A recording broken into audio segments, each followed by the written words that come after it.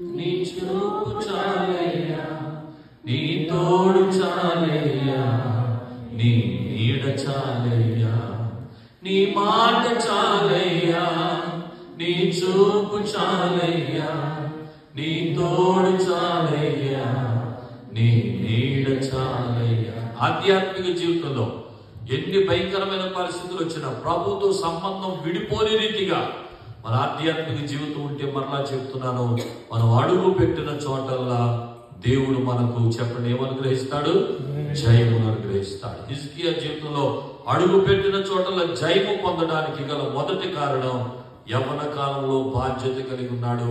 చిన్ననాటి నుండి ఆధ్యాత్మికంగా ఎదిగాడు, ప్రభువును కలిగిన వ్యక్తిగా జీవించాడు. అందుకే అతని జీవితంలో చిన్ననాటి నుండి జయము పొందిన వ్యక్తిగా మనకు కనబడుతూ ఉంటాడు. కనుక ఈరోజు ఇప్పటి వరకు బాధ్యత లేని వ్యక్తిగా ఉంటే, ప్రభుతో సంబంధ బాంధవ్యాలు సరిగ్గా లేని వ్యక్తిగా ఉంటే, మీ బిడ్డల్ని సరిచేయండి, మీరు సరి అవ్వండి. దేవుడు తప్పకుండా జయము గుండా నడిపిస్తాడు అనే మాట దేవుని సేవకునిగా తెలియజేస్తున్నారు.